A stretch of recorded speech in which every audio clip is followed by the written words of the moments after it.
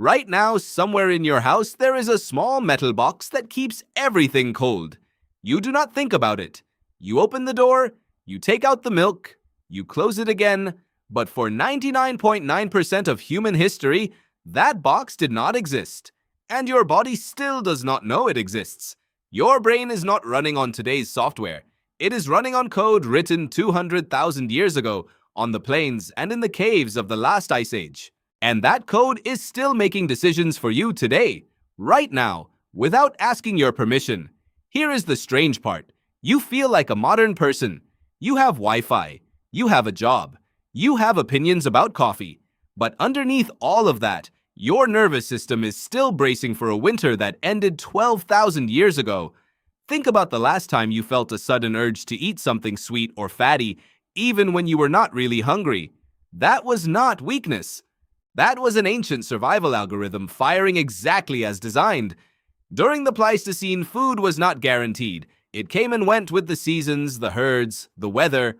A body that craved calorie-dense food and stored fat efficiently was a body that survived the lean months. A body that did not crave those things quietly disappeared from the gene pool. So evolution built you a brain that treats sugar and fat like emergency fuel worth fighting for. The problem is, the emergency ended. The fuel never stopped coming, and your ancient wiring never got the memo. Anthropologist Richard Wrangham has argued that the human relationship with food changed everything about how our species evolved, shaping not just our bodies but the size and hunger of our brains themselves. Cooking, fat, calories. These were not luxuries. They were survival technology. Now look at your own habits through that lens.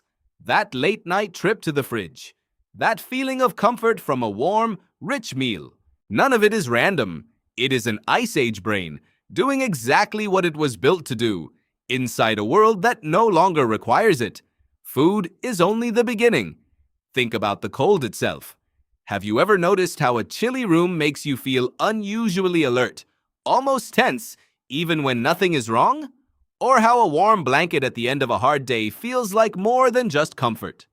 It feels like relief from something. For most of human history, cold was not just uncomfortable. Cold was a countdown.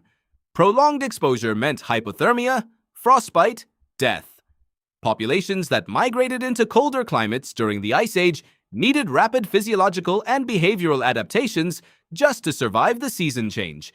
Your body still treats a sudden chill as information worth reacting to.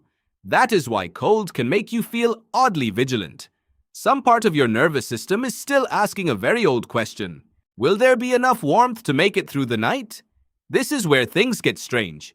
Because it is not just your body reacting to the physical world like it is still the Ice Age. It is your mind too. Why do you flinch at a stranger's stare across a room? Why does a group of unfamiliar faces make your chest tighten just slightly, even if nothing threatening is happening? For tens of thousands of years, humans lived in small bands. Anthropologist Robin Dunbar proposed that the human brain evolved to comfortably track relationships within a group of roughly 150 people. Beyond that number, keeping mental tabs on who could be trusted and who might be dangerous became cognitively expensive. Outside that circle of familiar faces, a stranger was not neutral.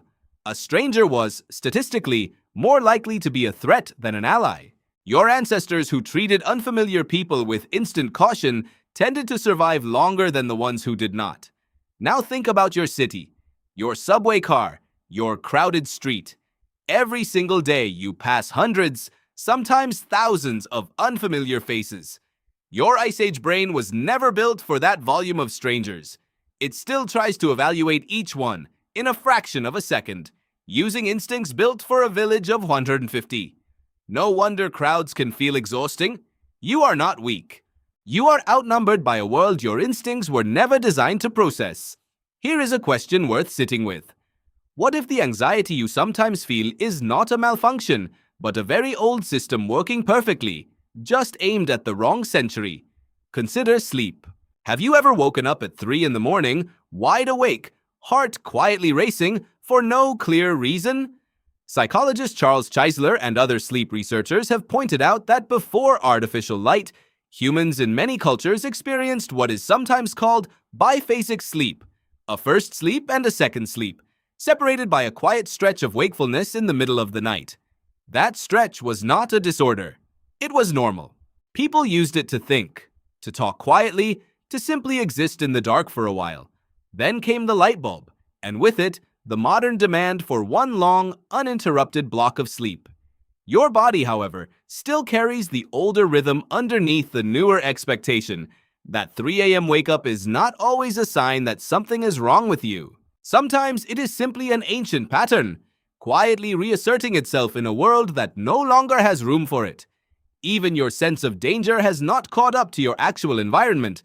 Why does a spider crawling across the floor trigger instant, overwhelming discomfort, while a car speeding past you at 60 miles an hour barely registers as a threat?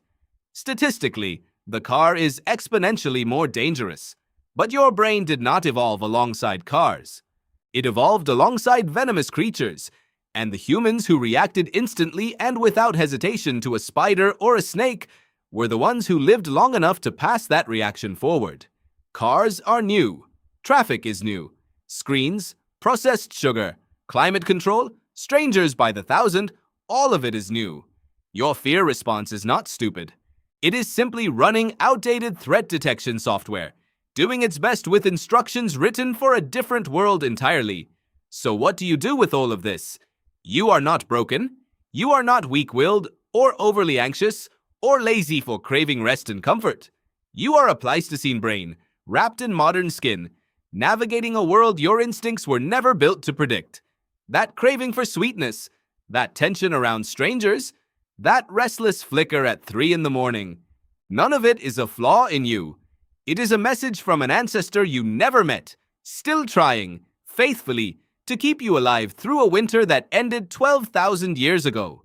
Right now, somewhere in your house there is a small metal box that keeps everything cold. You do not need it to survive anymore, but some quiet, ancient part of you still keeps checking that it is full, just in case the ice age comes back.